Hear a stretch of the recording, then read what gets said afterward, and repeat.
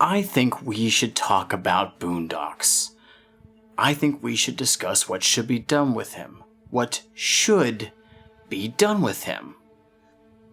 I don't know. I don't think that's true. I think you have some very definite ideas what should be done with Boondocks, and I'd like to know what they are. I think maybe he should be taken off the schedule. You think maybe he should be taken off the schedule? Yes. When do you think maybe he should be taken off the schedule? As soon as possible. As soon as possible? Please.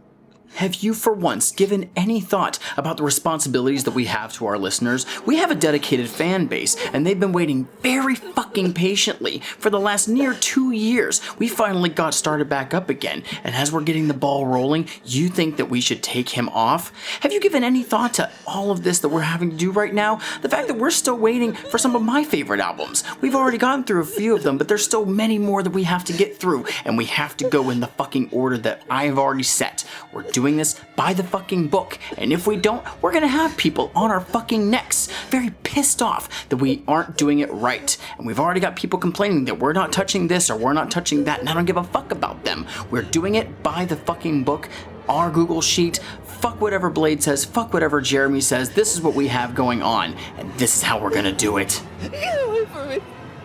I just want to go back to the studio. I just need a chance to think things over. You've had 679 days to think things over. What good's a few minutes more gonna do you now? Don't hurt me. Shmeev, I'm not gonna hurt you. Shmeev, co-host, like the second co-most. I'm not gonna hurt you. You didn't let me finish. I'm just gonna— Fuck! I was just gonna suggest we record the next episode. It's not even Boondocks this week!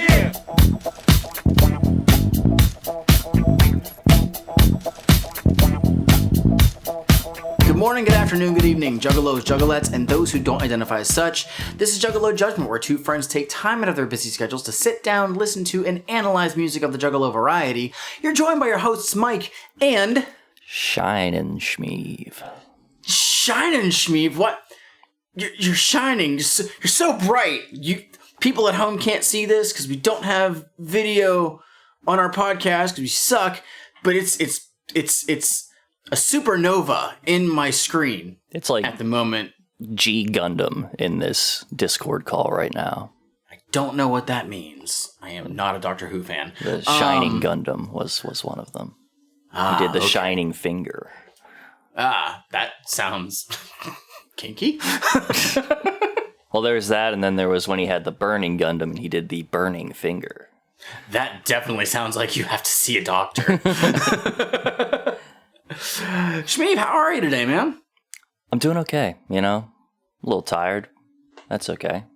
I mean, spent all day yesterday in a bank, but not currently operating as a bank. It's a little, gaming hangout place. Okay. Out in Butler, actually. It's pretty awesome. Oh, nice. These people literally just bought a bank and converted it into, a little gaming space. They've got all kinds of shit there. It's pretty sweet. Dude, hell yeah, that's awesome. Yeah. How about you? I'm just existing, working all the time. I did go to, just last night I went to the new card shop that just opened in right near where I work. The Titan card shop. They opened one near you. There was one in, if you know where Lucci Plaza is. I have no idea what that is. It's literally 2 minutes further past the mall. Would you say it's minutes from the mall? Only Eric and V are going to get that if they listen to this. No, there was a really it was like a fucking hole in the wall one where literally all they had was a tiny 4-foot card wall and nothing else. You couldn't do anything there. Huh. But I guess they closed that one down in February and just reopened this one a couple weeks ago. And yesterday was their meet the crew thing for like a commander night. And so I went there after work and had a lot of fun. The people there were really, really cool. And I'm going to be going there probably a lot more frequently because it is significantly closer than the other store that I typically go to. I'll still go to that one every now and then. But this one's just really convenient where I could still go there even if I like work a closing shift. I can go there and probably get a game in, which would be super fun. So it gives me more opportunities to play, and seems like there's cool people who are there. So yeah. Nice. The Butler place is not situated in a location like that, but it is a really cool place, and I'd go back. Nifty. Even though yesterday was Fall Fest, as it turns out, so we got there and everything was fucked. The entire road was blocked off and shit. Yeah, fuck that. Anytime that there's like festival type stuff around an area that you weren't planning for and you have to navigate through that bullshit, that definitely can throw a wrench in all the gears. Yeah. It's cool you had a good time. Yeah. Anyway. And other than that, in my spare time, I've also been listening to some music. Oh, have you? In particular, that actually reminds me, there's a song that was playing last night, and I totally think that you'd be down for it. Like, the guy who was working there had, like, his music up, and I feel like the song was called Electric Sunrise by Pliny. Plini. I'm going to have to send it to you. It was fucking cool, and I think that you personally would love it. Like, based on stuff that you've showed me before, I think you'd dig it. Anyways, aside from that, I've been listening to a CD that I think you've been listening to as well, at least 3 times, maybe. Shmeev, what are we talking about today? We are talking about the Stanley Kubrick film The Shining, which I have been listening to in audio format over the past week or so. Yeah. It's an interesting film. I remember seeing part of it on a band trip. Like, I think it was junior year. That's a very weird time to yeah, it was playing at the hotel. It was playing at the hotel that we were in, and it was weird. I'd never seen it before. It's weird because it was also the Overlook Hotel. It's very strange. But yeah, that's a fucked up movie. Yeah, fucking classic. Jack Nicholson's incredible in that. But there's definitely some disturbing scenes in there. Shelly Duvall, rest in peace. Yeah, rest in peace. Deserves better. Yeah. That was fucked up. I mean, yes, gave a performance of a lifetime, but at what cost? Yeah. But Shmeev, I could be wrong, but I don't quite think that's what was listened to. That's what I was listening to. I have no idea what you had. There is also something called The Shining, but it was made by one Violent J of the Insane Clown Posse. Oh, you mean like he did like a concept album about the movie The Shining? Yeah.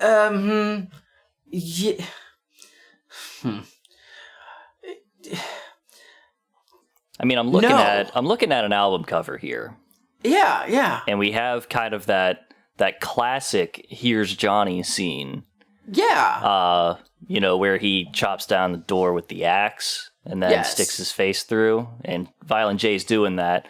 Although instead of the iconic axe from both the scene and also ICP's iconography, there's a knife sticking through the door for some reason. Yeah, it's a butcher knife.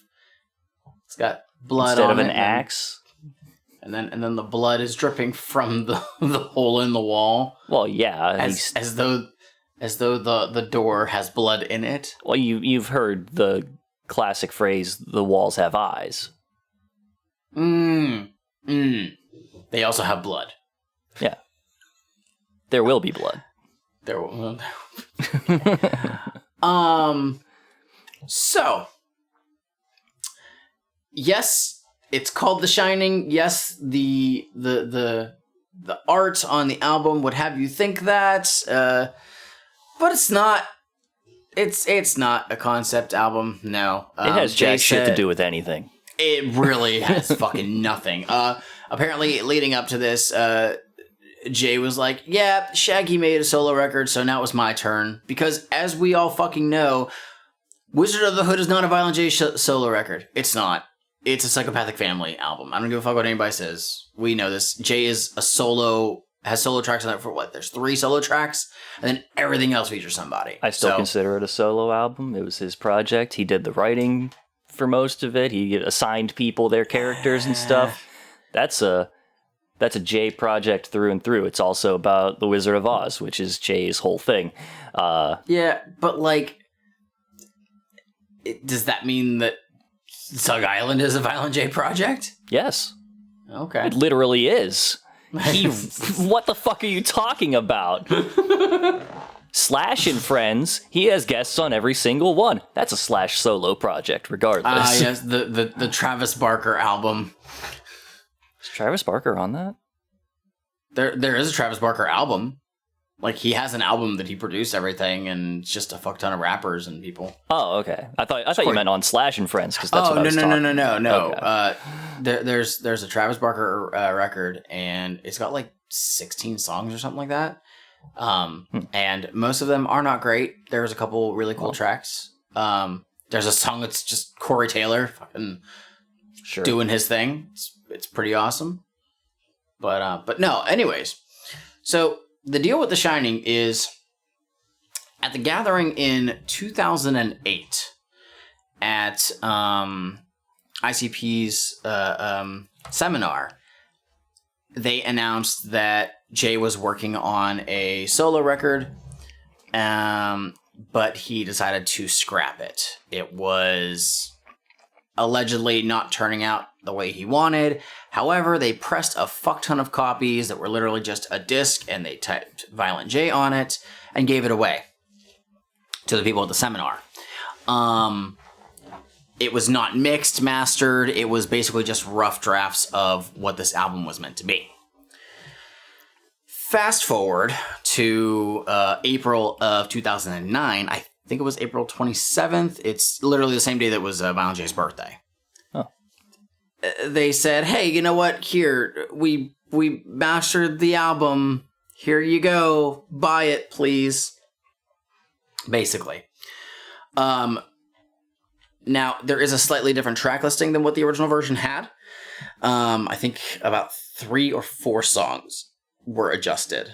And I think that one of them, because some of them got put onto a later project further down the line, I think one of them never got re-put out. However, I still don't have my physical copies easily accessible, so I am looking at the stuff on Discogs. Thankfully, somebody did upload all of the pages of the booklet in here, which is great. This album was produced almost entirely by Mikey Clark. Yep. Clark produced all but 3 of the songs. Those other 3 were produced by Eric Davey, who we have seen. He did a lot of the stuff on Wicked. So it is fairly easy to tell which tracks are his and which ones are Clark, because at this point, Mike Clark has a very distinct style that he has started to kind of shift into. And we heard what that was kind of becoming on The Tempest and Eye of the Storm. But it is nice to have Violent J working directly with Clark on a major project. Another thing that was a really big deal within this booklet is the first announcement of a future project, which was Bang Pow Boom, which was the return of the Dark Carnival, and it was going to be ICP working with Mikey Clark again. And it would be releasing in just over 4 months from the release of this album. And I think that's what a lot of people were really talking about at that point. Because they're like, what do you mean you're going back to the Dark Carnival? The Joker cards are done, all this shit. Well, we'll talk about it when we get there. Also in there we got the ad for Big Money Rustlers, the prequel movie to Big Money Hustlers, which was going to be, they were showing a bit of it at the following gathering that year. Also was announced was A Family Underground, which was a DVD, which was, kind of a history of the gathering, but a lot of it was just stuff that was filmed from the 2008 gathering. That's basically it on the inside. It also talked about Wicked was already available at that point. It announced Psychopathic Murder Mix by Mike Clark would be coming out a few months later. That was basically it. Jumping back a little bit regarding the Mikey Clark style of this era and how he was sort of developing that, I do want to note that this was 2 years after Mikey Clark unleashed his greatest sin upon the world in producing All Summer Long with Kid Rock. Was that in 2007? Yes, for some reason I thought that was later. No, that hell has been with us for a long time. Which has allegedly been claimed that track, that instrumental, was meant for ICP. Yeah, I don't know. And Clark mistakenly sent it to Kid Rock. And Kid Rock was like, yeah, I gotta make something with this. But apparently, like Jay had said in one of the, I think it was in one of the Patreon streams that they did over COVID, that Clark made that with the intention of giving it to ICP and they were going to make something with it. I've seen a very short video, a short clip of an interview about the making of that, and to hear Kid Rock tell it, his producer, Mikey Clark, had some beat running with Werewolves of London or whatever, and Kid Rock just started picking Sweet Home Alabama. You know, the chord structure all fit together, so there you have it. And in between that, Pat Finnerty is just like, God damn it, every couple of seconds, because Pat Finnerty was the reason why I watched that, his What Makes This Song Stink series covering that one in particular. Very good video. Well, regardless, it is unfortunate that that's what happened to that track. I mean, it is a very popular song, don't get me wrong. I am curious as to what would have happened if that instrumental did get to ICP. At any given time, I would rather be hearing one of the two songs, mostly Werewolves of London. It's a great song. It's a great song. But the fact that Kid Rock decided to, puke that out. Yeah. That's what we have to deal with. Anyway. If I'm right, I'm pretty sure that was one of the songs that that Jess wanted us to do in our band. And I said, I'm not doing Kid Rock. I'd have killed myself. I know that would have been the quickest no shutdown from you. Yeah, that's but anyways, 14-track album with an intro in it. I think it's about time we just jump the right fuck into it. I guess. Except But Shmeev. Yeah. I know that this is only our second episode back, but I know that there was something that we always did before jumping into the songs. Yeah. We usually would talk about kind of the history of the album and stuff for a little bit, or you would. Right. I didn't really take part in that. I did that. We'd check in with each other, see how we're doing. We did. That was the first thing we did. Yeah. Well, first you did an intro. That was so second and first. Yes, I got those. Yeah. So those are those three. We would sync up our audio. Well, that was before we started, so yeah. Start a Discord call. Mm-hmm. Wake up. Grab a brush. A little makeup. Take notes. So far. Listen to the album. Mm-hmm. Listen to it again. Mm-hmm. A third time, usually. I got 12 things so far. Here's the thing. I think do we're going laundry. too far back. No. Hold on. I think we're going too far back. I think that there's something that's after the preface of the album and before the listening and analyzing and talking about it. Graduate high school. We gotta crack open a motherfucking Faygo. We do. What do you have? Yes. Well, I have in my possession. I have a Faygo cream soda. Nice. Yeah, yeah. It's wild how Faygo cream soda is just clear. Yeah, it's like normally a cream soda's got like that like light brown. Yeah, it's got like a little piss hue to it. A piss hue. Yeah. Okay, I don't know about that, but all right. But yeah, I got my clear cream soda, my genuine delicious vanilla cream soda. Shmeev, Nice. what you got? Well, I'm being healthy. I can't do Faygos anymore all the time. You know, I limit myself to 1 can of delicious carbonated beverage a day, and I'm not doing it at fucking 10:30 or whatever time it is.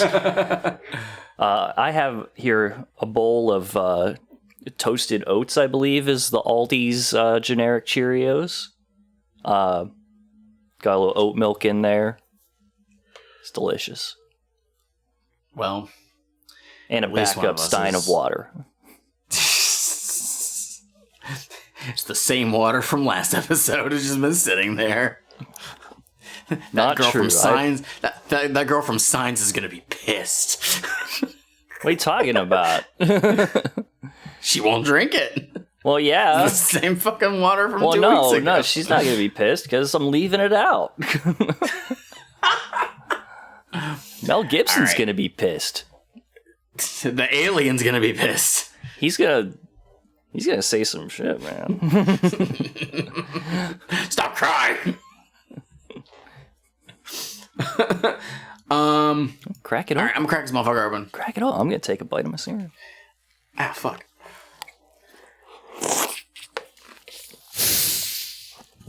Oh shit! Oh shit! Oh shit! Cream soda is way too fucking volatile, man. Yeah. Got really nervous. It settles pretty well, though. It does. Oh man, fuck, cream soda's good. All right, with that, let's hop right into this album. Let's fucking go. The intro. Oh hey, it's something that we can talk over. They're digging. So the first like 40-ish seconds, I think, is these people that are digging something in the hole. Yeah. And, fucking whatever. You know how, like, this album has nothing to do with The Shining beyond the cover and all that stuff? This intro has nothing to do with anything. Nope. Not at all. I have no idea what the purpose is at all. This part doesn't matter. I hate that, like, this little intro thingy is in there. This part actually makes sense. You could have just started with the fucking sirens or whatever, it'd have been fine. But this part is just, Why are you it's short, talking over it's this? sweet, it's to the point. Yeah, fuck it. Okay. This wicked shit has got your speakers bleeding. Turn it down and get your head beating.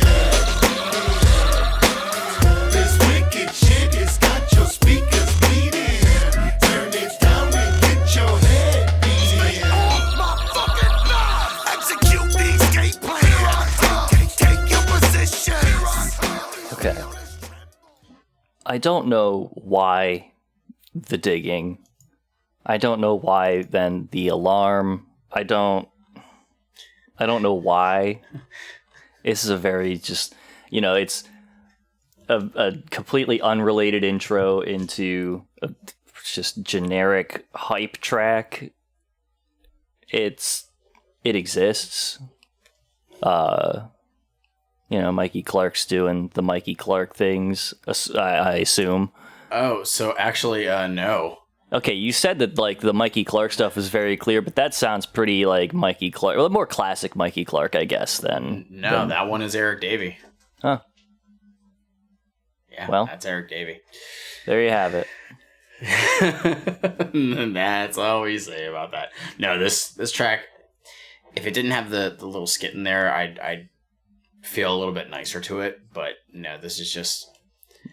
Even It's without weird. it, it's still just... Oh yeah, there's nothing to the intro. And like, there was a thing that I think I saw it on Wikipedia where it's like Jay said that he wanted to try and do something different on every track, like not have it sound like each song sounds similar. And I'm like, okay, but you could have done something better for this. No, I mean, like, I can respect that idea, but I mean, they don't have to be 14 tracks that are all different varieties of garbage. Oh man, we're at track 1 and I have a feeling that I already know what the fucking end's gonna be like. No, we'll see. We'll see. Alrighty, well, fuck it. I got nothing else for the intro. It's an intro. That's all it is. It's a 2-minute track. It's in and out. Well, speaking of actually of stuff, seeing things about this album, several of the tracks on Genius have a little interview clip from Jay. And from what you said before about how he released like the demo one at a gathering and was like, yeah, it just wasn't turning out the way I liked it. It wasn't as good as I would have liked it. He certainly goes back, apparently, from this interview, and in classic revisionist Jay history, whenever he releases an album, is like, yeah, this track was fresh. Mike Clark, dude, it was all great. Yeah, it like you actually see in the in that Gathering DVD that I mentioned. He just said, like, oh, yeah, the album's not going to come out. And Shaggy's there, and he's like, oh, but it's fresh, though. And it's like... but then it's like... There was another... I saw something where it read, and it was like... Jay said that the version that was at the Gathering, like, this is, you know, oh, you guys get to hear this first. Like, it's not mixed, it's not mastered. This is the family version. And I'm like... And, like, was it... meant to just be given away and then they changed and that was it? Or did they change their mind and think, oh, we can make money off of this because people are selling the copies of my CD online now? The latter. Like, it definitely was the latter. Like, let's be real here. But I don't know. It's whatever. Look, sheeple, wake up. Fuck you. Wake up, wake up, wake up.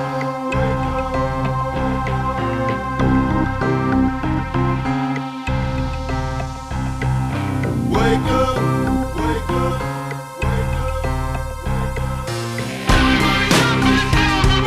Swing the world.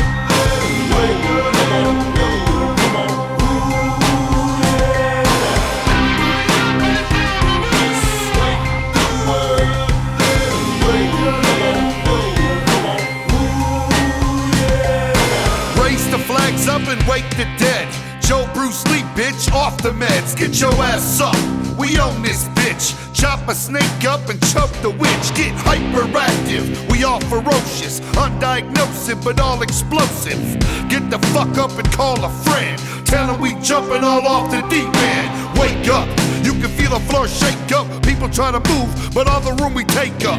Shit's ours. It's time to use it. Wake the fuck up and blast the music.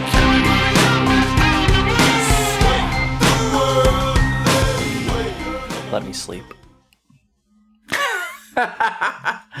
So, okay, truthfully, I think that this, like, as a first track is dope as fuck. It's got a really good beat. It's amazing. And, like, the hook is catchy as fuck. I actually had this clipped when I, God, I don't even know for how long I did. This used to be my alarm when I woke up in the morning. A really good song to wake up to is where somebody's literally telling me to wake up. Sure. But I fucking love this track. The beat's cool, the hook is cool. The only thing that that gets to me is the outro does go a little long. Like that outro is, I think, like around a minute, if not longer. Yeah, I like the beat for this. There's a lot of good produced beats on this album in general. But the sort of enduring trend will be that there's nothing here, like, lyrically for me to give a fuck about. It's nothing Almost- particularly like he's not doing anything impressive here. He's not doing anything even noteworthy. Quote, Joe Bruce Lee bitch off the meds. Jay, take your fucking meds. The prescribed ones. This whole album is going to have a lot of... I think that this was Jay kind of trying to maybe kind of hype himself up to get back in the swing of, hey, we're going to start doing Dark Carnival stuff again fairly soon. And this was kind of him trying to, just get into that mentality again. Because the last thing that we did that had Jay in it, I mean, aside from, some of the solo tracks on Let 'Em Bleed, there was the Dark Lotus album that was the year prior. And then you had the Tempest era stuff. Mm. But this, I mean, none of the stuff on here sounds like... Almost nothing on here is what you would say, okay, this is a Jay solo song, which is basically almost any ICP song, and throw it onto an ICP album. There's a couple things, but I will say, spoilers, this album is somewhat of a late bloomer. It is front-loaded with... Oh, we're gonna have very differing opinions on this album, I can tell. But no, I think that this is a cool track. I honestly wish that they didn't even have the intro track. This could have been the first thing to open with, and it would have been cool. Definitely did not need the intro track to be there at all. Yeah. If he wanted 14 tracks, he could have just unhidden the last track. What? There's no hidden track. Spoilers. I'm giving everything away. Fuck it. Just everything must go. It's a liquidation sale. I think back to the days when I used to listen to Chocolate Starfish and the Hot Dog Flavored Water, and I do distinctly remember that there was a movie that Fred Durst watched about 28 times. Is it an Edward Norton film? It was an Edward Norton film, actually. American History X. Well, too bad the next track isn't called that, but it is called Fight Club. Fight, fight!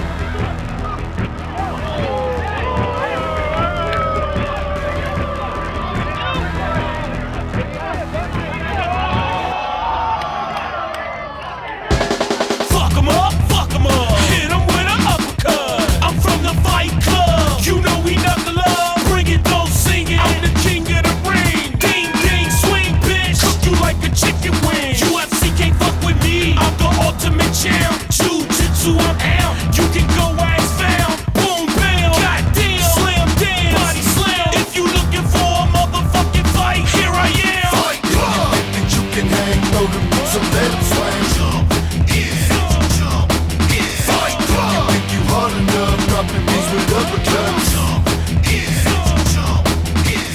Run up in his spot. Esham decided that he liked Violent J in 2009. Well.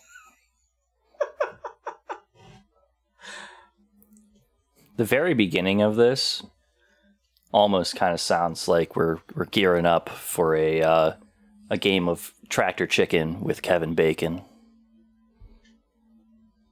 I don't know.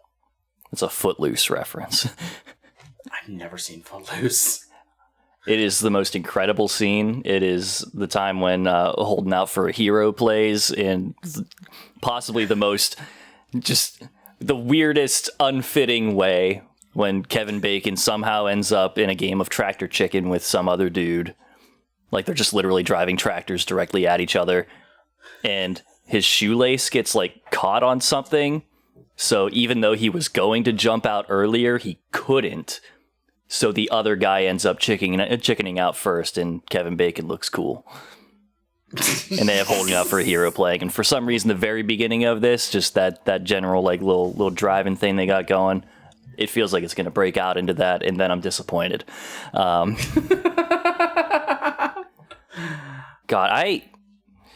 I have gone back to watch Fight Club, and I still don't care about it, but I think it's a better movie than maybe the first time that I watched it and didn't care about it. But it is a terrible cultural icon because the people who are obsessed with it are fucking awful and do not know what that movie is about. Oh yeah, like it's like anybody who thinks that the movie stands for one thing just needs to go and read the book. and then realize how fucking stupid they are. Cuz you read it? I have I've read most of it. I owned a copy of it. Oh, I never don't read know. Yeah, it's very interesting because of all of the there are a lot of sexual undertones in that book that are not fully explored in the movie. That definitely paint Edward Norton's character slightly different than what the movie does. I wonder if it has anything to do with Chuck Palahniuk's actual sexuality. What? It's weird. Anyways, this song fucking sucks. Dumb. This song's dumb. It's dumb. It's dumb. At best, like, the Necroverse in this, he at least is doing some flow shit that's pretty cool. Yeah, like, but it's in like service Necro. to garbage. Yeah, like, and also wrapped by garbage. Yeah, like, I own a Necro album. So, I own a Necro album that I got rid of at one point, and then potentially rebought the exact same copy. I thought it was going to, like, come back to you in some weird, like, cursed way, but no, you actually went and bought it again. Because I thought that Which is a cursed way, but... that maybe I would enjoy it better. Like, nowadays, I don't. Like, if anybody thinks that Necro is cool, you're dumb. Go and watch the fucking interview, or like the like skit thing or whatever that he submitted for NetFest. It's fucking stupid. And no, just fuck you. Just stop. But Necro's verse is kind of cool because he's name dropping a bunch of fucking like prominent fighters, or at least he's trying. At least I think he is, but Genius did not catch up to that because they don't know the names of people. Yeah, he's throwing out the MMA people of the era. Yeah, I'm pretty sure there's like a Chuck Liddell in there. It might have been. I know there's a Kimbo Slice. Yeah, Kimbo Slice. But yeah. Oh, and then I guess Jay does have a verse in here. It's not great. No, it's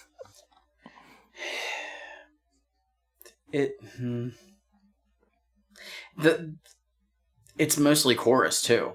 Like that's all it is. It's not a good one. No, it's boring. The chorus itself is boring. Like the instrumental is the best thing on here, and the instrumental's not even that great. Yeah, I mean the instrumental's solid. It's just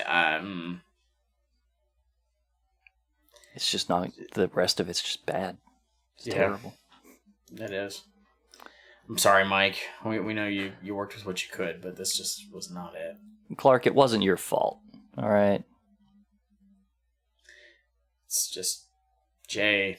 Anytime he decides that when I rap, I make tortured. trees collapse, shake the street like a tank perhaps. When I sing, I clear cloudy skies. I knew you were going for it, but holy shit, man. it was hard. I make ugly hot, slot machine stop and hit jackpot. When I rhyme, I light the dark, hungry passion from the heart. When I rhyme, the freak show appears, doing 3 seconds what takes 2 years. When I sing, you can feel the wind. We in 3D and time can bend. When I spit, it's like power on. Total staleness becomes the bar. When I rhyme, the sun shines over. much closer. This is the second track that is produced by Eric Davey. Oh. Again, a cool beat. What the fuck is the voice that Jay is doing for this? He's like kind of like trailing off and kind of like literally I wrote down it sounds like Trump when the laudanum kicks in. When I rap, it's a beautiful thing. Now I just want this is the only thing that I ever want AI to be used for. Oh no. And that is someone take AI and put Trump's voice for this song. That's all I want. When I rap, I make trees collapse. Shake the street like a tank, perhaps. When I sing, I clear cloudy skies, reveal the truth among a million lies. So many lies. I hate myself for doing that. I was desperately trying to deafen myself, but I couldn't find the button for it. Oh, darn. This is literally just a bunch of one-liners. Nothing stands out. This track is just, it's boring. But there is a Candyland reference in there, and wow, foreshadowing. Oh, but wait a minute. There is one line that I wanted to look at. I didn't write it in here. Actually, there's two kind of cool things in here. One, they mention he says, when I rap, the carnival's in town, 4-leaf clovers all over the ground. So it is cool that we're getting another carnival reference, the Dark Carnival coming back, because literally after Hell's Pit, actually no, after Ray Shangri-La, they like never really talked about the carnival. There was like one Dark Carnival reference, I think, in The Tempest, but like almost nothing. So that was kind of cool. But when I sing Volcanoes Erupt, I turn 20 cents into $50. Violent J, I know that you're trying to make it sound like you're so good at what you do that you're just making all the money by doing that, but we're currently in the buy era that you mentioned, and this is when that happened. This is just charging exorbitant amounts of money for various things that nobody's asking for, while also putting out very little. But to his credit, people like you still bought it.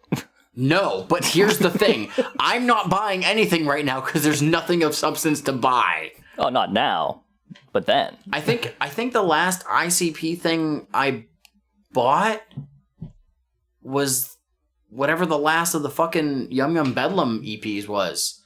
And that was like 2 years ago or something? I don't know. I'm probably wrong, but like nothing else. Like, you're not coming out with anything.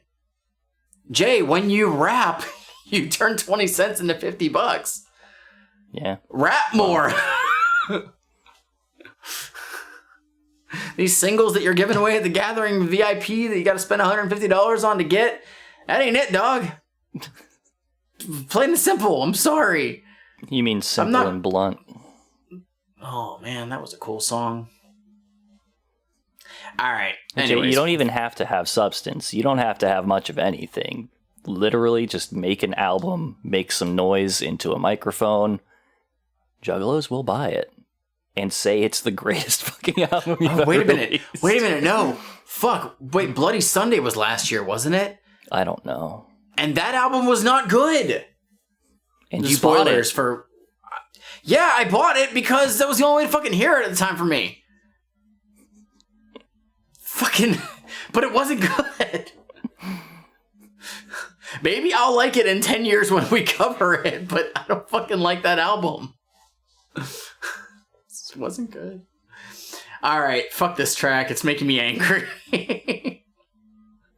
Well, I think then we should take a trip to Candyland. Snakes and Ladders. And I say, the more candy, the merrier. So fuck mom and dad. And now, boys and girls, I hope you're ready for a wondrous adventure into a world full of lots and lots of candy. Throw your hands up, clap twice, then stomp. It's me grandma nut in the molasses swamp. I'm seeing waterfalls pouring up, chocolate s'mores. I left that bitch floating and hit the peppermint forest. Lollipop trees all in the gumdrop mountains. There I saw Jolly Molly sitting on a nut pop. She told me she was looking for the Kool-Aid man, cause he stuck his Tootsie Roll in her filling hole in rain. I didn't give a damn, I bit her head off vicious. That rich nougat cookie dough hoe is delicious. Now the gingerbread people pimp the popsicle pops and sell sugar cane to donuts and lemon drops. Here it rains Tic Tacs and snows ice cream scoops, and fools get shot up with peanuts and fucking dumped in the goop. So bring your sweet tooth, bitch, I'ma coat it in pain.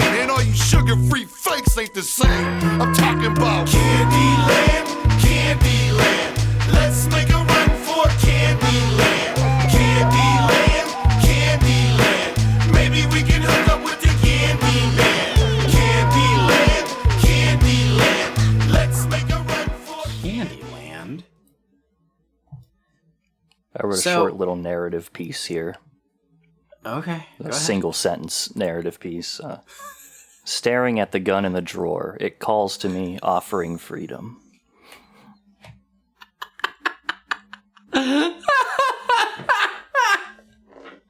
Aside from that, I noted, quote, hook up with the candy man. Like, fuck him or what?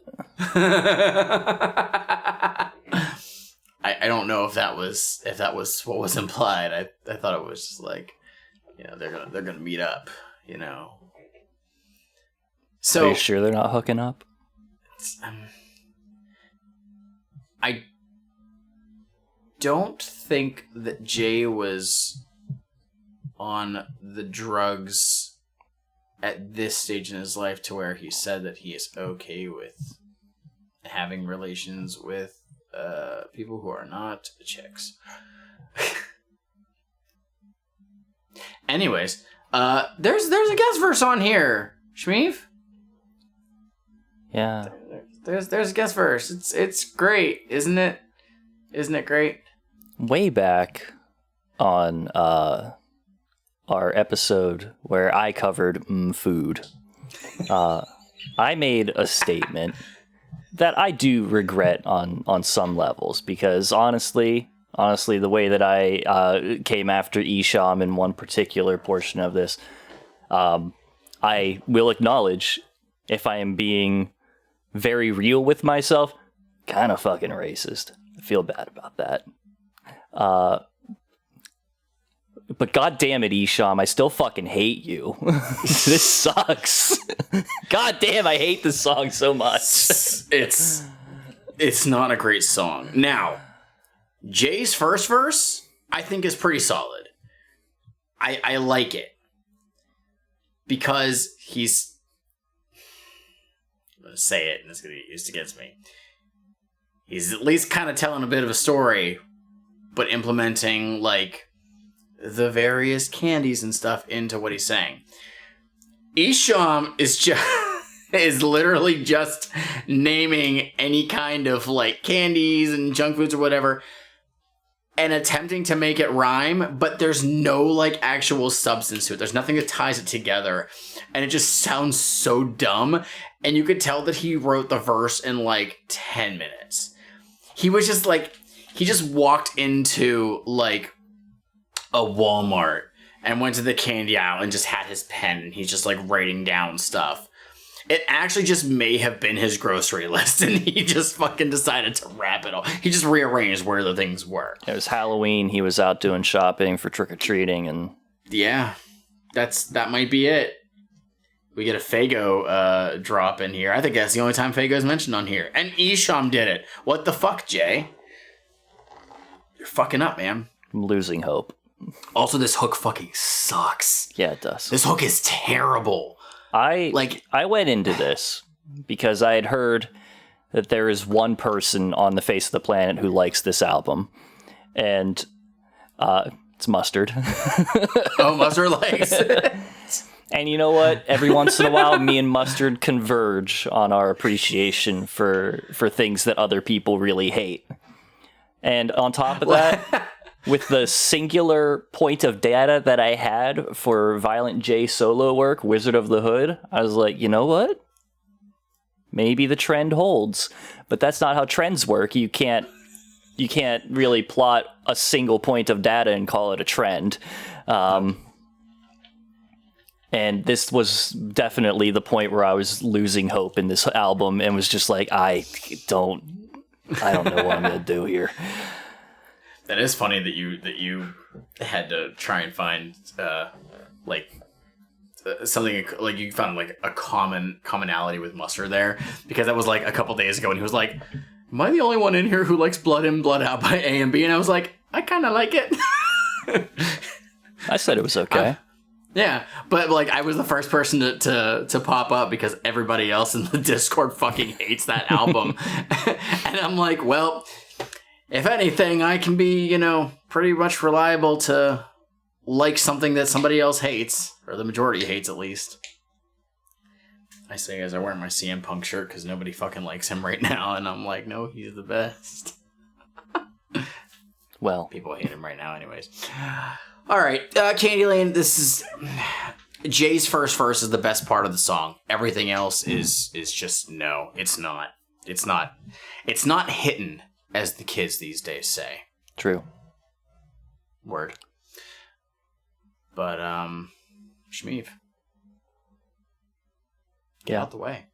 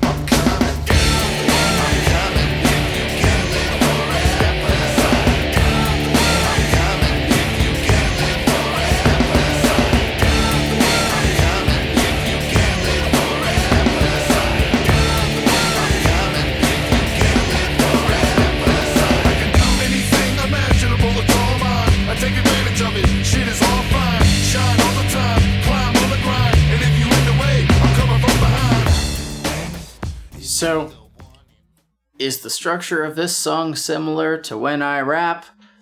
Maybe. Do I like it way more? Yes. This one works, It's a very, very simple track. But, he manages to pull that one off here. It's fine. It's a very cool song. Generic kind of like go for the gold kind of thing or whatever, Like I guess. If you ain't pushing as hard as you can, you're fucking holding me back or whatever. I didn't know.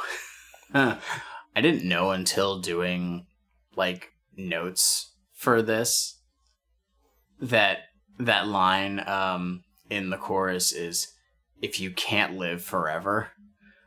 Oh. Just because of how he yells it. I don't know what I thought the words were, but I didn't think it was that. So I'm glad that I know that's what it is. I thought I was going to hear a very funny, subversive thing that you thought it was, but... No, okay. I couldn't even think of what it was. But glad to know the lyrics for this 15 years after the album came out. No, this track fucking rips. I like this one a lot. And that chorus, it hits, man. It's good. This little like post-chorus thing is pretty cool. Yeah. It gives a little bit more depth into the song. Yeah, it gives the power that is kind of, he's very subdued in the verses and stuff, and even the chorus isn't like, it just doesn't hit that hard, but like that little post hook thing brings the energy. Yeah. No, I agree. Like I said, it's a cool song. This is like one of the first ones that really like feels fun to listen to in a weird way. I kind of hate that. 6 tracks in. Woo! Yeah, woo! We're fucking right at the halfway point. Now it gets good. Well, all right. It's really sad when we can't talk more about the songs that we start to enjoy. Like, we're just like, yeah, this song's good. And then we got to go and talk about a song we don't like for fucking almost 10 minutes. Like, I mean, this and we one just is fucking tear into it. This one is like, it's not like a great track where I'm like, oh yeah, it's fine. That's what this one is. But that's sad whenever we're like, fine is like gold standard at the moment. It's like on this record. What can you do? But like, I mean, you know, it's we have the material that is before us.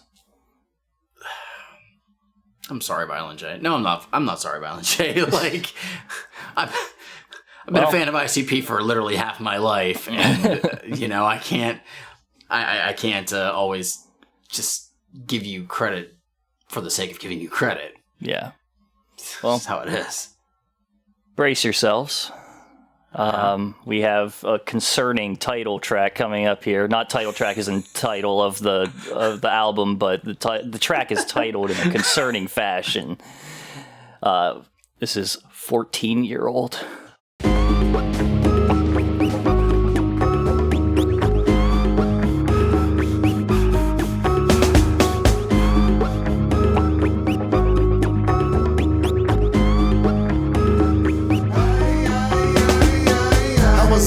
Home pedaling as fast as I could, somewhere between 35th and Elmwood.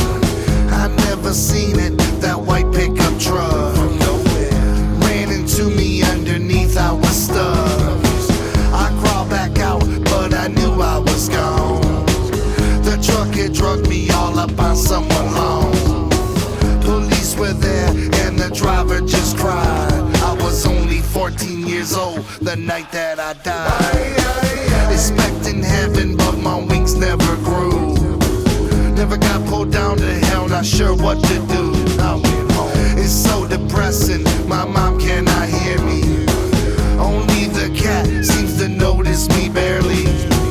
They wrapped my body up and took it for good, but my soul is left to roam through the hood. My life was short as I dwell on my past. This death is lonely, how long will it last? I wonder what kind of death would leave me lingering on. Forever 14 and forever alone. The walking dead through purgatory I roam. Forever 14 and forever alone. Oh my god.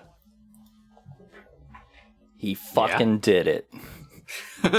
7 tracks in, we have what I would consider a great fucking track. It's a really good song. This is your classic Jay storytelling. We talk about it on the show all the time. We do. He has very good tracks about being dead, and this is one of them. Mm-hmm. This is great. And despite the title, it is not.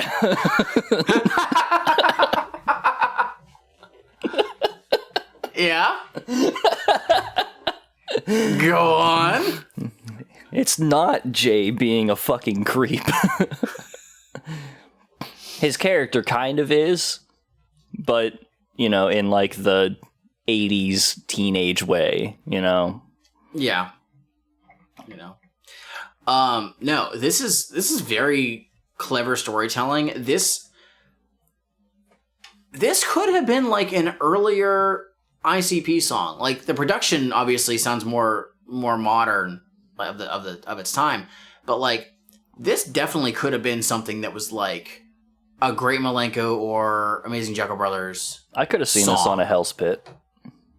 Oh, maybe Hell's Pit.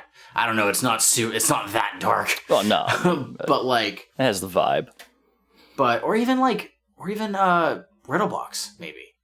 Like, it potentially could have been those. But like, That could have bumped Riddlebox up a couple notches. Yeah, maybe. Hey, maybe I'd actually say it's a decent album. I will say though, the only thing that I don't know, and I don't know if it actually is like said on Wikipedia or anything, is how long this album was in production for. Because this definitely, 100%, this could have been on The Tempest. Yeah. The actual production of it sounds very similar to like, what was it? Alley Rat. It kind of sounds like that. Yeah. Some of the other tracks of that time. And granted, it was only a 2-year difference. But, like, I wonder if maybe this was left off of Tempest or something along those lines. This whole album, honestly, is very clearly... The sound is very rooted in what I will call the Storm trilogy of ICP. It's very calm Tempest, Eye of the Storm kind of stuff going on there. Even though I know Calm was entirely Jay and Shaggy doing their thing... Right. There's still stuff on here that would fit in there. It's interesting to think about, like, we got how many records that were produced by Mike Clark? At least like 5 or 6.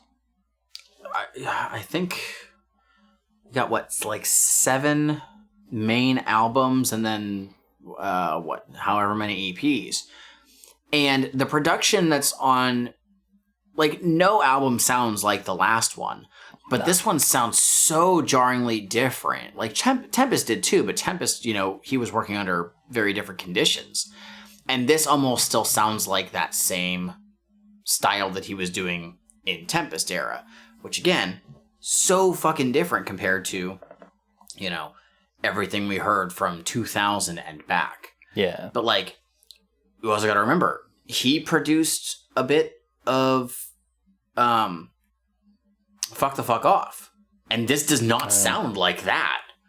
So Clark's evolution as a producer is definitely something worth looking into as well. And I'm glad that we'll get to pay attention to that in a couple future albums.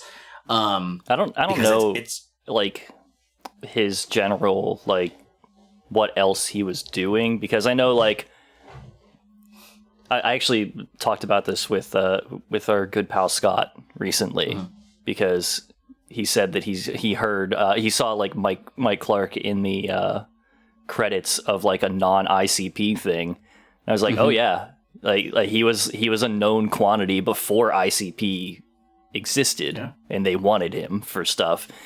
But, like, I don't know how, like, exclusive he was with ICP during, like, their heyday or anything, or if he was still out doing other bullshit.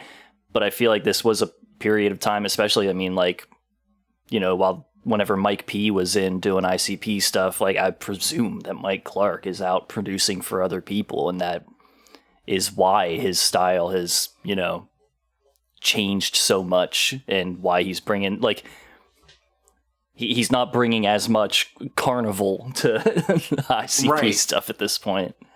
Right. And, like, but you still get some of those sounds. Like, this song has a lot of those, like, the kooky, like, Carnival type sounds. Yeah. Which is great. Like, that's what stands out for an ICP song for me.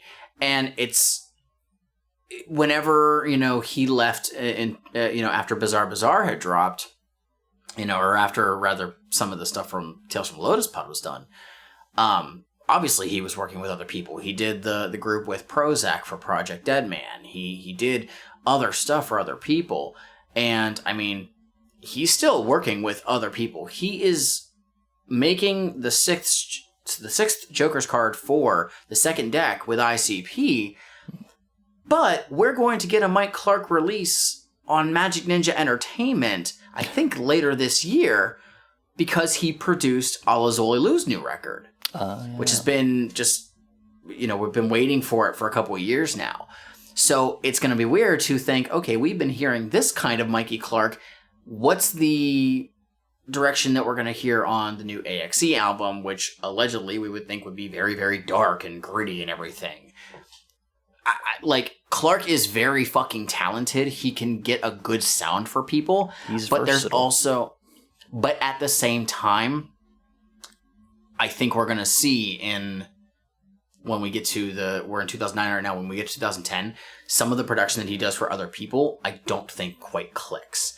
So, it's almost always a knockout out of the park when he works with ICP, because they know each other so well. What that does for other people who are closely associated with ICP, I don't know. But, anyways, this track is cool. It's great. A great storytelling song. It's nice to hear Jay doing something that we expect of him and not just think, oh, cool, he did the same thing over and over again. It's just well done. Yeah, it's a good track about, kid dies and is just kind of stuck as a ghost, and nobody knows he's there. Nobody acknowledges him, and the closest that they get is like occasionally he will do something that somebody notices and they just kind of write it off, and he's like, well, fuck. It's cool. I like it. It's a cool song. I like it a lot. Good job. 7 tracks in. All right. Well, Shmeev. Yeah. We're going to have to continue moving on. We've just hit that halfway point. Thinking about the fact that we are only halfway done, Mike, I get mad. Keep on, just keep fucking doing it. Make me knock your whole fucking head off. Somebody's always starting shit that I'ma have to finish. In my life, I'm like a landmine, and you a dancing menace. Always stepping all up over me, pushing all my buttons, talk a million words up in my ear and never saying nothing. Always wanting something out of me and never giving back. Never caring that you bother me, you oughta get a slap. My blood pressure's high enough to kill me as it is. I'm running with the short wick and hear you all up in my biz. Aggravation, agitation, my levels rise. When I unload and finally explode, don't act surprised like you never seen it coming. All my warning whistles blowing, anger growing, no controlling. When I'm steamrolling, I get mad. I'ma fuck you up. It's me and you, motherfucker. I'ma fuck you up. You're the fucked up now. I'ma fuck you up, and I'ma fuck you up. I'ma fuck you up. I get mad.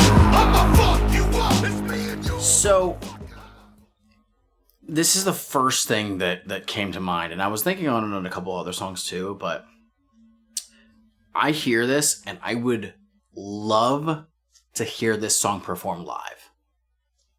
But I don't think that Jay could do it. No. There is a lot of words said with very little points to take breaths. I don't think he could do it. I don't think he could do it in 2009 when he made this. All he just needs is a hype man to take over some lines. If only he knew somebody. No. It's impossible. Someone grab DJ Clay. He angy on this song. Quote, Joe Bruce Lee with nunchucks like this is Game of Death. That is a good version of the line that he had back in Wake Up.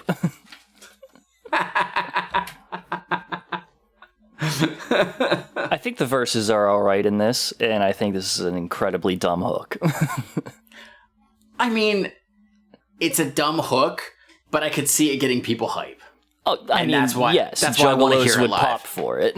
Yeah, I'm popping for it. I know you are. I am the fucking like.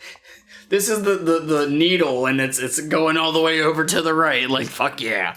This is on the level of Texas Hippie Coalition's pissed off and mad about it. I don't know. Except without, like, the ironic, goofy, fun wink of that line. Yeah, this is just truthful, Jay. He means every word here. He do think he's a tough boy. Yeah. I mean, sure. Where is this on here? Oh, I was just looking at some of the annotations that are in here because some of them are here and that's it. But I just like at the very end. I didn't show my painted face again until the gathering, and I'm like, oh, is there going to be something? No, it's nothing important. No. It's just saying what the gathering is. No, he's saying that's it. I'm disappearing until then. The track is okay. It's not bad. It's Yeah. We're right back into the mediocre zone. we had 2 pretty okay songs, and now it's We had one pretty okay song and one great one. oh, okay. I feel better about that. I was I'm like, just saying. don't you besmirch, get out of the way. I'm just saying, Alrighty. 14-Year-Old is a great track. it is a great track. All right. Well, you know what? I got nothing else to say on this one. I think we got to get moving. We got to keep this going. Got to move faster. The loss of sleep, one's inability to concentrate, pay attention, one's inability to focus,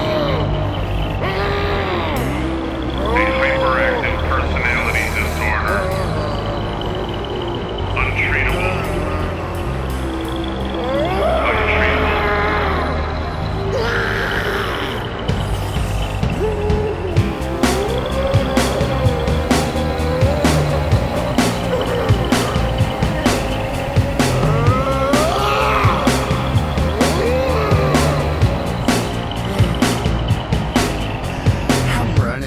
Freeway chasing, climbing fast, increase the pace and pick this shit up. Come on with it, rip this shit, let's go and get it. Heartbeat riding, picking up motion, spark that shit, chase that explosion, catch that action, feed me thrills, wipe that sweat up, pop them pills. Death is closing in, we booking, turn that fire up. I'm cooking, panic looking, twitching, climbing, trouble. I'm in tragic rising, all surprising. Sound the sirens, beat the pressure, weapons firing, mash the pedals, crank that shit up, beat the clock, let's rock, so get up.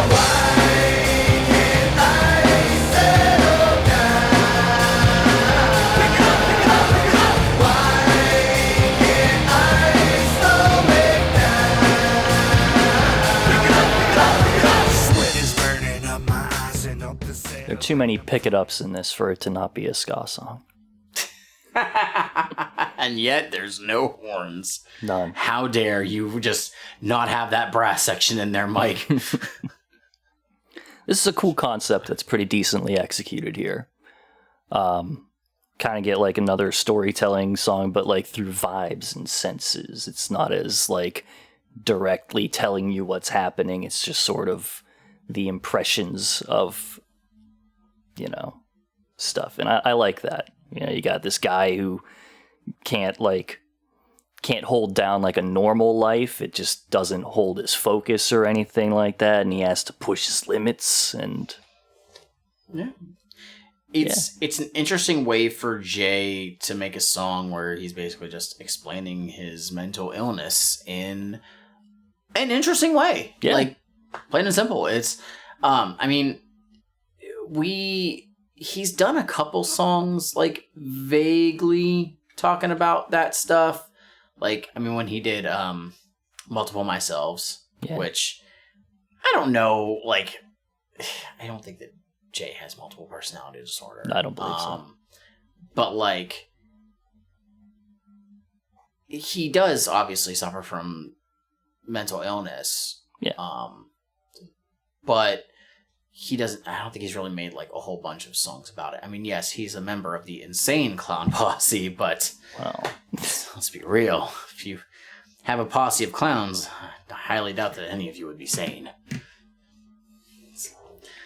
We just lost our clown fan base. I don't think we have any of those. The Buffo chorus, was an though, avid listener. Was that? Buffo was an avid listener. God damn it. I can't believe we lost them. The chorus, though, it's simple, but it's actually pretty cool. Yeah. Like, something about it. Sometimes a simple hook is all you need. It doesn't have to be, like, super intricate or anything like that. It's getting the point across. Yeah, this one's good. It's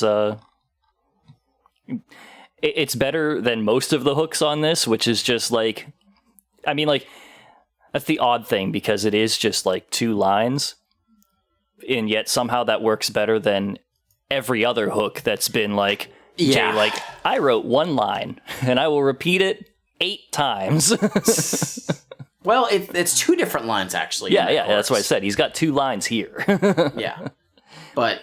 And it's not repeated as much. It moves along at a pretty decent clip. Faster, one might say. Yes, indeed. It's a cool song. Yeah. It's funny because it was one that I would only like occasionally listen to, but now doing my listens, I'm like, I do appreciate this song a little bit more. It's very Eye of the Storm, again. Yes, We're in that this zone. Definitely could have been Eye of the Storm. Seriously, I want to know how many of these tracks were literally just maybe made for that time frame, and they just decided not to do them at right then. But then he's like, "Oh, this actually just fits better as a solo song on my album," even though there's almost no differentiation between a Violent J song and an ICP song, especially when Mikey Clark is producing them. Oh, for fuck's sake! I got nothing else on this one. I think we can continue to move along. I really hope that people aren't bummed that we're like breezing through a lot of this record, because I know like this is one of the ones that quite a few people do enjoy. I should have asked like some of the people like, hey, yeah, I mean, there's a lot of people who like I said, like I know one. You know, Mustard. I should have asked like some of the other people in the group like what are their overall thoughts on this one. I feel like one that I would have asked, and I asked. I think I mentioned this before when we did the Motown Rage. Oh, episodes. yeah. I asked V. I was like, "Hey V, like, what were your thoughts on Motown Rage? Like, what was the general vibe whenever they came out?" And she's just like, "There was none," basically. So I should have been like, for somebody who was actively going to like the shows and everything at this time, because this is before I went to a concert, an ICP concert. Wasn't this out? So I should have been like, what were people thinking of when Violent J released The Shining at that time? But. Regardless, let's continue on. Thus far, I look upon the people prior to this album being released when they had no knowledge of it, and I feel jealousy.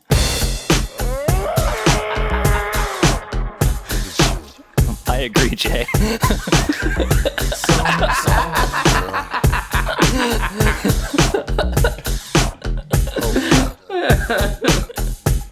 Damn it. Lady, I see you sipping on something. Sex on the beach, I think. Lady, you wouldn't know it, but I'm watching. You let him sip off your drink. He's standing next to you, pushing on you and touching your body. I have to take him out. Quickly, don't get my soup bloody. I'm overpowered by jealousy. But that's alright. I'm overpowered by jealousy. As long as you're mine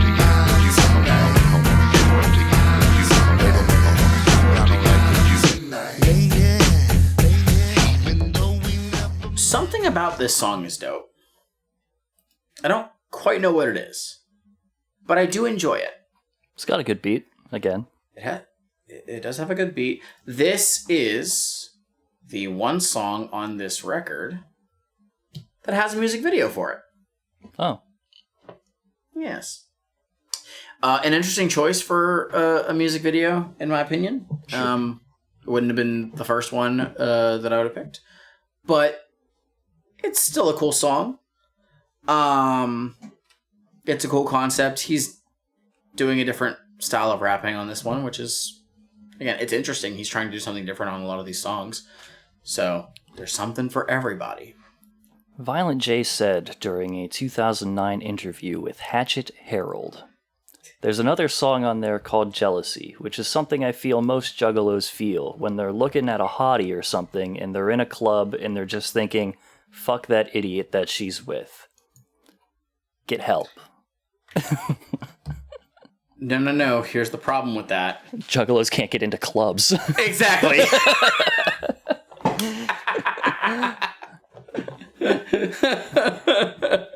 Yeah, that's Jay. That would never happen. There is one other interesting thing that's on this track, and that is after the second chorus, there's a little guitar solo thing. I don't remember. I didn't write it down. Oh, okay, yeah. That's Razor Ray.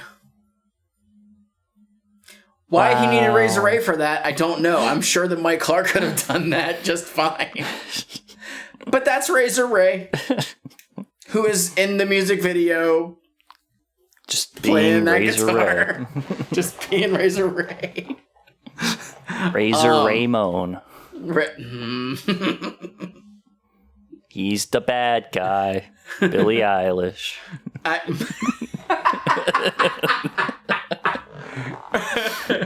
Hey, yo. I'm the bad guy.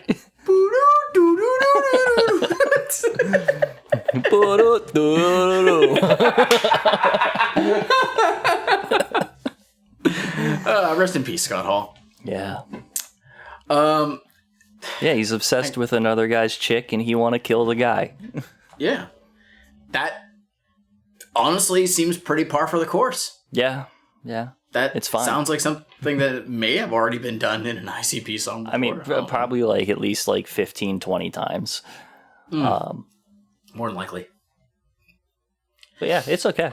You know? It's got, again, we got good beats on these. Yeah. No complaints in the production department.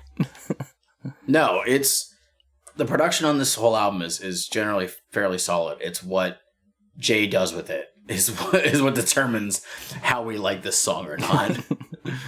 And he does okay with this. Yeah. On this album, it's hills and valleys. Hills and valleys.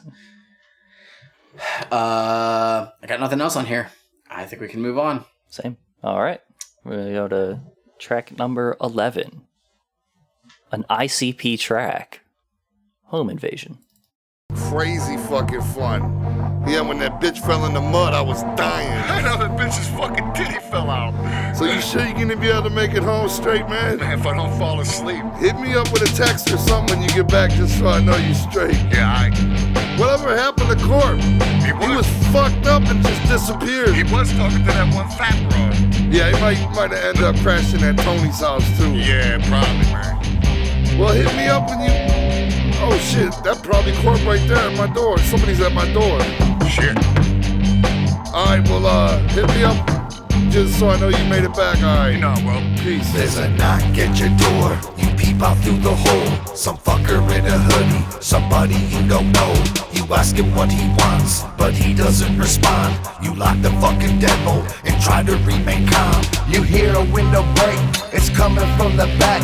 You grab your fucking shotgun, load it up and whack. Still pounding on the door. Another window breaks. You see somebody's hand is reaching through the drapes. You kick their fucking wrist and scream you have a gun, but they don't seem to care. The fun has just begun.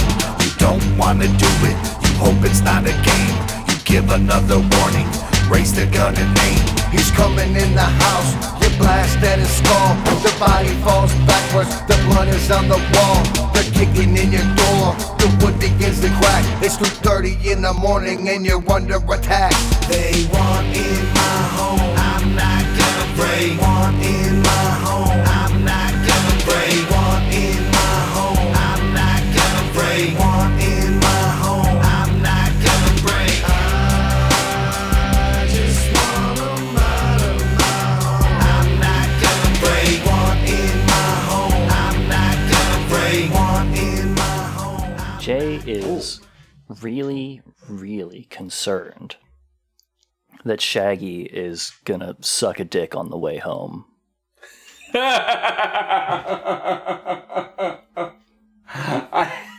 He is... But he would never suck a dick. But Jay is clearly very worried about it. He's like... He needs to make sure that he's straight. Yeah, man, get home straight, okay? And call me. Call me when you get there to let me know that you're still straight, so we can keep being friends.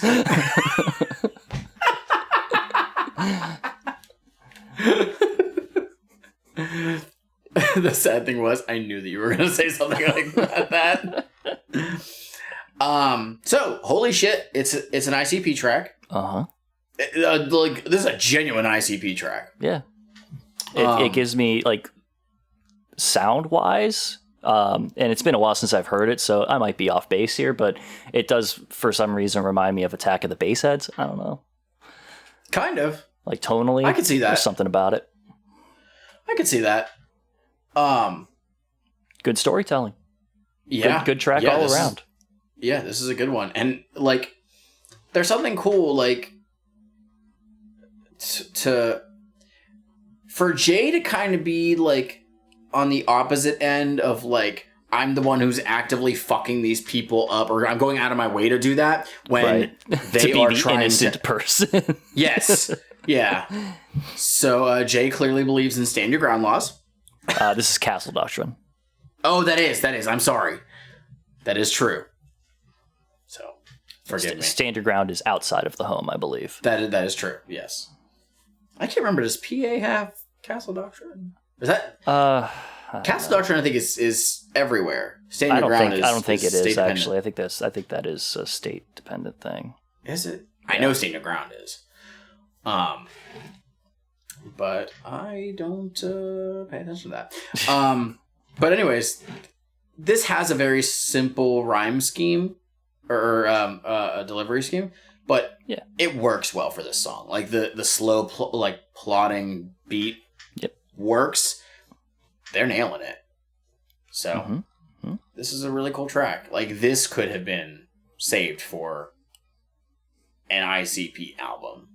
For but sure. It is nice to hear Shaggy on here as well. I mean, you got to think on Fuck the Fuck Off, Jay was featured on a couple tracks. I think overall he was on like 5 or something like that. So it is nice that we still get something with Shaggy on here. Yeah. He's always there for Jay. Yeah. And but yeah, this is a really cool track. I like it a lot. It's just a good storytelling track. You get that people invading the home, you know? Yeah. And it's odd how much of it is like Jay actually kind of getting into the mind of a person who is having their home invaded. It's not like a guy who's like, I've been waiting for this to happen my whole life. Yeah. I get to murder people. It's like, no, he's very clearly like, I don't want to have to do this. I have this gun here for protection, but at the same time, I have never wanted to actually use it. Which is interesting. Even though at the end, he definitely does play it up in a little skit thing as the person who has been waiting for it their entire life. The thing that every weird gun owner imagines, a home invasion to be like, where they are the hero who kills all of the people and then calls up the police like, yeah, I had a home invasion. You're going to have to come pick up their bodies. And it's like, okay, whatever, man. But no, this is a cool track. Very cool storytelling, and it's nice to have Shaggy on here, and neither of them, like, overshadow the other. No, and they're doing, like, kind of a trade-off thing. It's not like direct trade-offs. They're just kind of trading, like, 8s, 4s, 8s, whatever. It's cool. It's a cool song. Yeah. All right. Well, I'm looking on here, and I think we can move on. We got to go to track number 13, Pyromaniac. That's right. Track 12, For the Hose.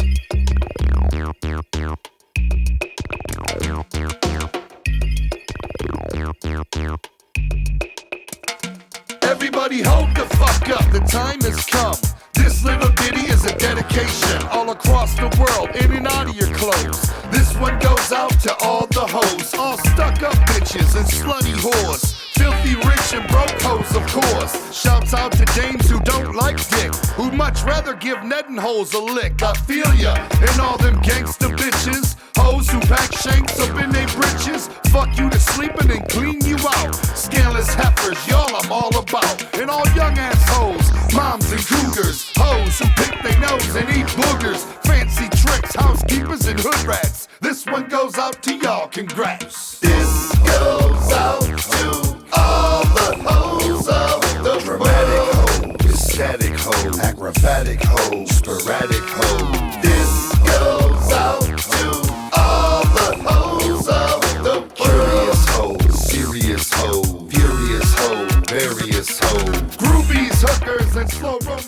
the scene.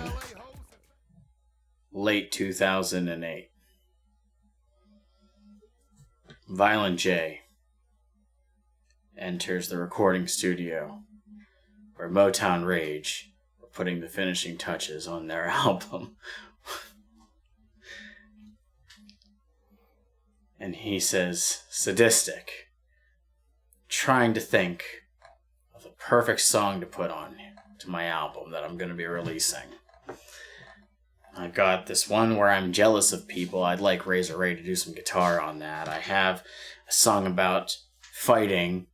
I have another song that also is about fighting. I have another song where I'm mad. But I don't have any songs about women. Weemon. Can you help me with this? And Sadistic says, well, I like them hoes, but I already have that song. But I did write this song for the hoes. If you'd like to check this out. And Jay said, say no more. He took it and left. End scene. I don't think Sadistic would have written Ned and Holes. He had to. It was under contract with Psychopathic. Mike, I have a feeling that you don't like this song. I fucking hate this goddamn song. It's fucking garbage. Jay, don't fucking sing. That chorus is fucking atrocious. There's nothing redeemable on this song. I'm going to shock I the literally have world the same- here where I say this is actually just a fun, goofy song.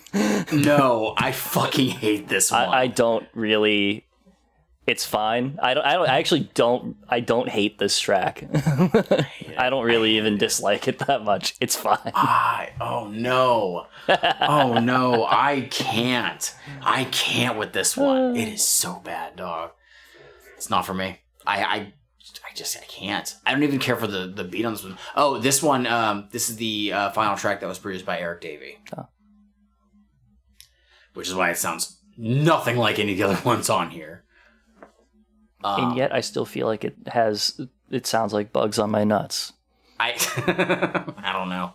It's like it's like the sounds that he's using in it. It has like that vibe. No, I know what you're talking about. He just listened to Ringmaster on repeat while he was making this beat. Specifically just Bugs on My Nuts. Specifically. It's the only one that has that.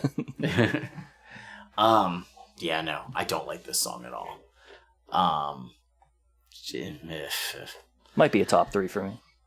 Get the fuck out of here. I know the fuck it's not. It's not. Exactly. But it's definitely not it's not a strike for me, so That's weird. Okay. I don't know. It's weird.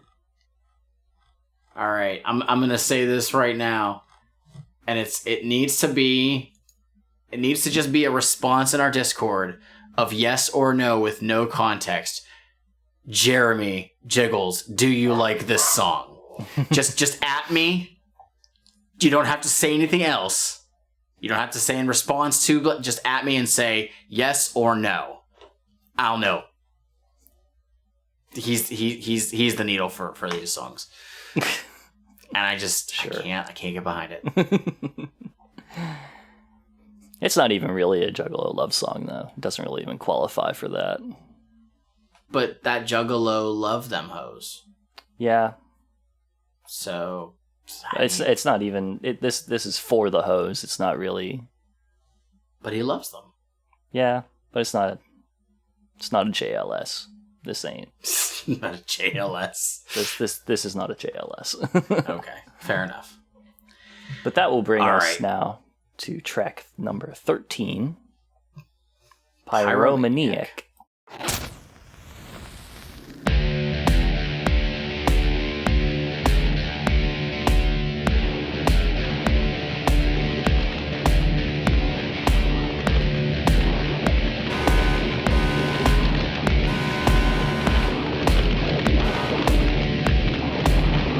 Six full cans of gas in the back of my truck, smelling like fumes as I circle the block. I'm about to burn this bitch up. Fire starts small, but it quickly gets up. I built me a gas gun and sprayed the basement, and stand with the crowd and watch with amazement. Tenants come home wonder where they placement. Anything flammable burnt to pavement. I start fires in apartments, buildings, and houses. Gasoline douses, fire arouses. I'm a pyromaniac, chemical brainiac. Morph any structure into charcoal black. I burn this place down. Charred bodies found face down. I love the sirens. I'm an case clown. I smoke blunts in a gasoline bathtub. Burn a skyscraper into a stub. It's hard on. Burn this whole shit down. All of it. Burn on. Burn this whole shit down. All of it. Burn on. Burn this whole shit down. All of it. Burn on. Burn this whole shit down. All of it. I start forest fires. Burn telephone poles. Smokey the Bear hates Joe Bruce. Yeah. Me too.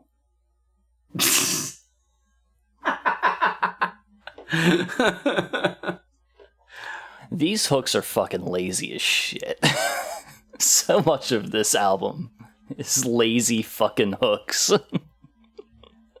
This one's bad. The track itself overall is fine. It's okay. Yeah, I know you do. I like it. I think this track rips. It's a good track. And I think the hook is cool. I think the hook's fun. Yeah, I'll bet you do. Wow. I feel like I'm being fucking judged right now, and yeah, it's Juggalo judgment, but we're not judging the Juggalo. I am. Fuck you. We've been over this. You're the Juggalo, I'm the judgment. But you don't bring judgment upon the Juggalo. Oh, I fucking do. Please don't. I'm just baby.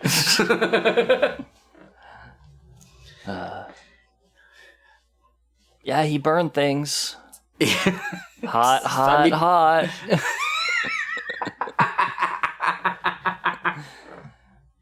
Oh man, too bad we couldn't get that. Too bad we couldn't have gotten that as a sample cleared in here. Yeah. That would have been pretty great, actually. That would have been pretty fun. The instrumental though, Clark fucking killing it with that guitar. Yeah. It sounds cool. It's pretty awesome. I want to be able to say more nice things, but you're just like, nah. Well, go ahead, say nice things. I can't. I just say I that don't like the have song. anything. This is he burned things. That's it. Our tracks at the end are gonna be so fucking different. I can already tell. What more am I gonna say about this track? I don't know. Probably nothing else, unless you just dislike it more. Which is fair. I already said it's fine. It's an okay track. I don't hate it. Okay, all right. I think the hook is just. Bleh. That's fine. We'll just let it go. Don't you fucking dare. Don't you fucking dare. Mike, I feel like you're expecting something. I feel you're expecting me to do something whenever I click this track to play it. And whatever it is you think is going to happen, I think you should let it go. I fucking hate you.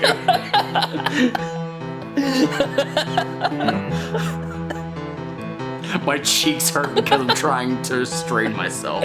Sometimes I miss the thrill of being brand new. There's nothing that I can't do to live it again. But looking back, all them years I ran through, exploring through the halls, up at mom's work, kicking it. My first time I've been in it, and freaking that I'm sticking it. Looking for 2 liters, rolling in a Jeep for days. I miss sneaking into wrestling, knowing a million ways. I miss ignoring the curfew and cutting through people's yards, duck and hide from cars. That ninja suit was so hard, but it's still so much more ahead that's all brand new. As for the rest, nothing you can do except let it go.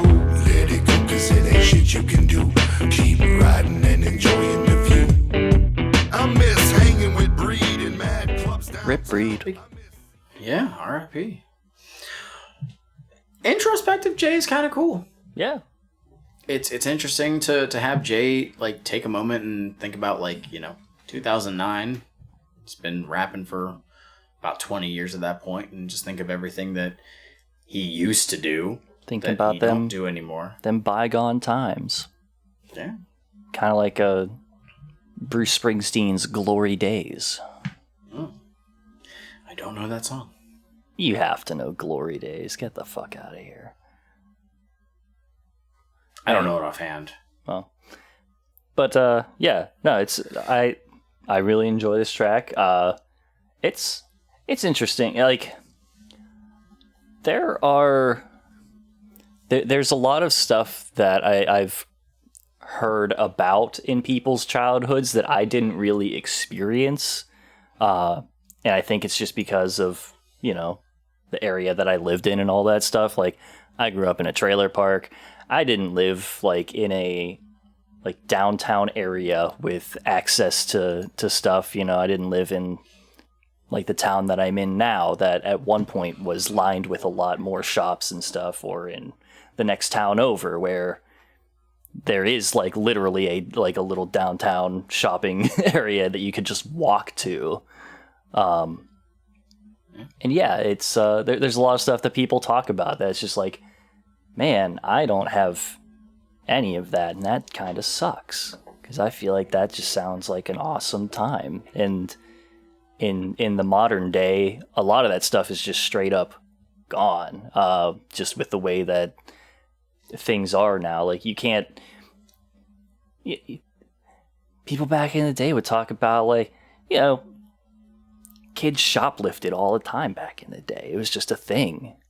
It's a lot harder to get away with that nowadays. You got to put effort in. Not that we would know. But yeah, and looking back on that kind of stuff, I mean, he's talking about things that, just the fact that the past is the past and you can't really go back to, doing that again. But at the same time, looking at kind of just the way that things have changed to where that past is firmly in the past and probably won't happen for anyone else now is something. Yeah, and just kind of having to let go of that to make room for what's coming down the road. Yeah. I find it interesting. We just heard at the beginning of the second verse where he said he missed hanging with Breed. Yeah. And I guess I didn't realize how I don't know if they were close necessarily, but how much they actually did hang with each other in the short time that Breed was affiliated with Psychopathic. Clearly Jay had a lot of respect for him too, and we also get name drops like Nate the Mac in there, which is cool. That's a name we hadn't heard in forever. It's interesting to just have this be this is the last track on the album, and to have this kind of chill way to cap it is nice. And it's good that this was on Jay's album. This wouldn't have been on an ICP record, because this is obviously a little more personal for him. I'm sure that Shaggy has. I think Shaggy could drop some verses on this. Potentially, but I don't feel like Shaggy would have been on this instrumental. This seems like this is fully Jay, but the song itself is just, it's nice to have where you have a more, I think we a lot of ICP songs, especially with Jay, you definitely can kind of separate Jay the character from Joe Bruce, where Jay the character is sometimes far too over the top and cartoony, but this is just very grounding, and it's nice to have that every now and then. I don't think that Violent J is going to go into a club and kill a guy because he's with a girl that he finds attractive. I don't know. I don't think that Violent J is going to grab a fuck ton of gas and explosives and destroy a city block. I mean, I would hope not. But it is nice that, we get something that just feels a little bit more realistic and grounded. And just, hey, remember when things were, a lot simpler back then? Yeah. And we didn't necessarily hate it? And now things are way more complicated and we're like, fuck. That's just what we got from there. Yeah. Good track. So, it's a cool track. Good way to close out an album, I would say. It is. It really is. That's The Shining. And wait a minute. Hold on a second, because I'm looking and I'm seeing that actually this track is not just 3 minutes and 16 seconds long. What? It's actually significantly longer than that by what? An amount that I can't quantify. And I've just been letting it play this whole time. And I still have the volume all the way up. And it turns out there's just been silence for a while. That's weird. But, oh my god, hang on, what's that? There seems to be a track that's about to play right now, and it seems to be titled Freeway Killer, but it's also on the same track as track number 14, Let It Go. So it's not track number 15, it's track number 14, part 2, Freeway Killer. Believe he's a white male. Believe he's a balding white male in his 40s, driving a we got there, baby. with loud mufflers. A few minutes later, a third shooting right here where we are now, westbound. The driver shot and killed. He was slumped over the steering wheel in the cab of his big rig. That was the third shooting of the night, and there was also, as we mentioned, a fourth shooting, also westbound. That driver was hit by the bullet. We believe some shattering glass in his vehicle. Police are depending on the fourth driver who was shot at and the second who was shot at to try and give them a better description of the man behind the bullet. I'm 47 years old with little to complain about. Nice family, big home, but then my brain went out. First it was the voices, and then it was more. Started questioning what the fuck I'm here for. Garage door opens up automatically. Enough artillery to suit a whole cavalry. I started driving, the plan is not to get caught, but on this world pulling all out assault. I'm on North 575 in 14 mile. A lot of traffic from the mall, but in the meanwhile, my window down 357 in my coat sleeve. Approaching up on the minivan, try not to weave. I waited for her to look, and then boom! Her head exploded like a water balloon. I hit the exit, I never even seen the crash. Back on the freeway, headed south, and I'm trucks, cars, station wagons, and vans. Out on the freeway with death in the plans. I'm chasing murder just as fast as I can. Lost on the highway, just a shell of a man.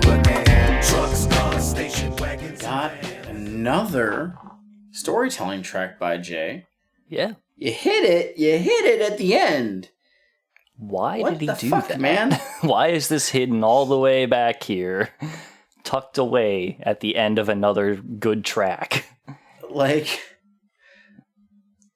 clearly we enjoy storytelling songs and decided that this wasn't good enough to have its own fucking numbered track. Jay is not known for his good decisions. What are you talking about? He's made all of the good decisions.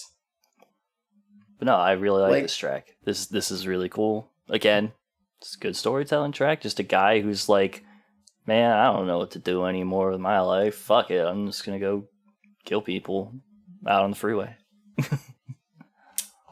So, it's just an alternate version of The Tower. Now, The Tower is based on something relatively, real. Yeah, and The Tower is a little bit more serious of a track. Yeah, this one has more of a comedic feel.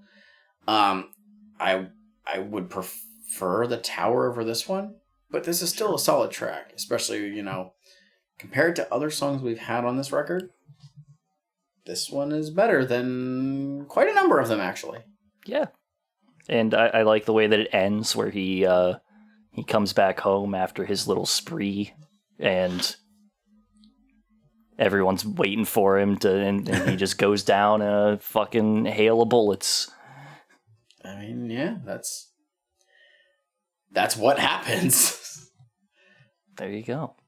Yeah. That's it. There's nothing else to talk about on it.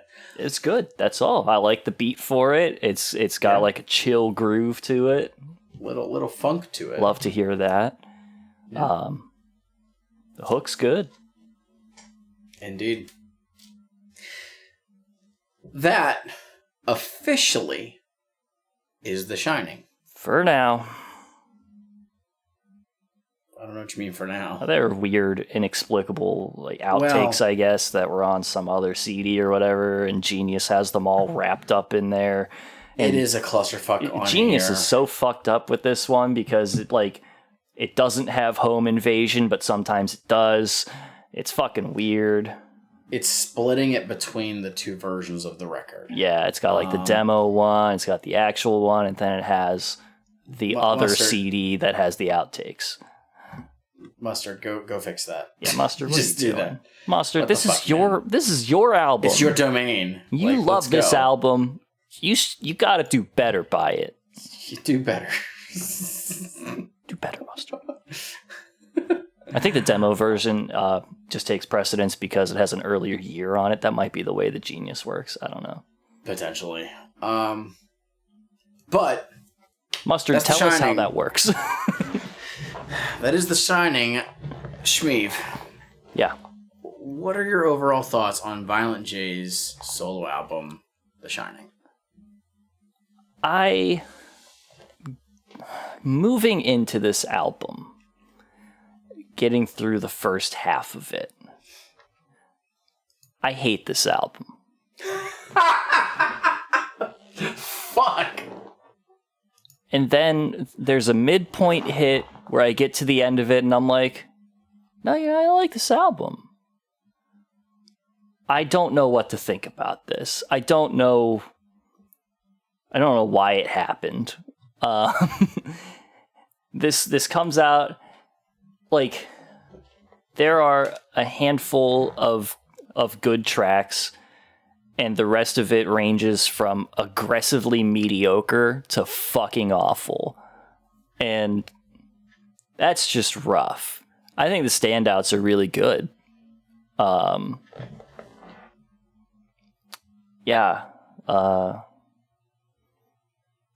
It just doesn't hold up to the Violent J solo experience that we've come to expect from his prior release, Wizard of the Hood, which is still what I would call the shining example of how to do a Violent J solo album. Fair enough. It is a weird record. I remember whenever it released, I don't quite recall if I bought it first or if my one friend bought it first. And I think that she really liked it. I truly cannot fucking remember for the life of me. And then when I got it, I was like still kind of confused about the album because it just sounded way different than I was anticipating. There are good songs on here. There are also songs that I will never fucking touch ever again after we finish this episode.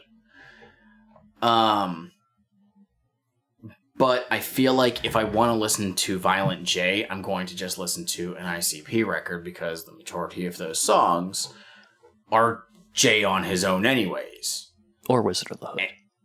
Or Wizard of the Hood.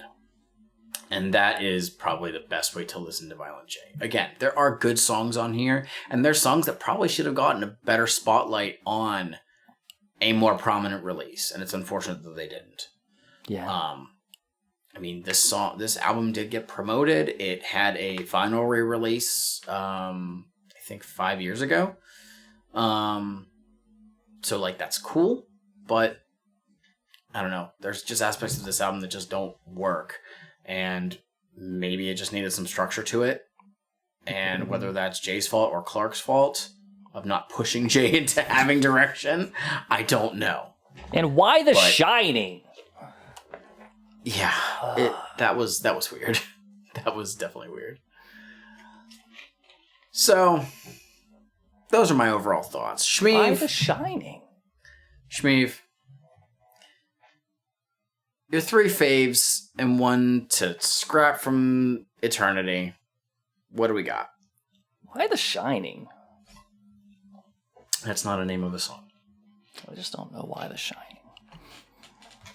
The world 14-year-old. Okay.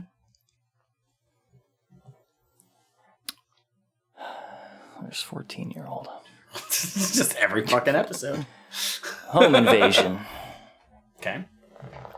And because it was 1 track in the original release, we're going to go with track number 14, which is Let It Go and Freeway Killer. 2 good songs together. Okay. This is a tough one. Which do I hate more between Fight Club and Candyland? I was like an 8-way tie for all of these to get scrapped.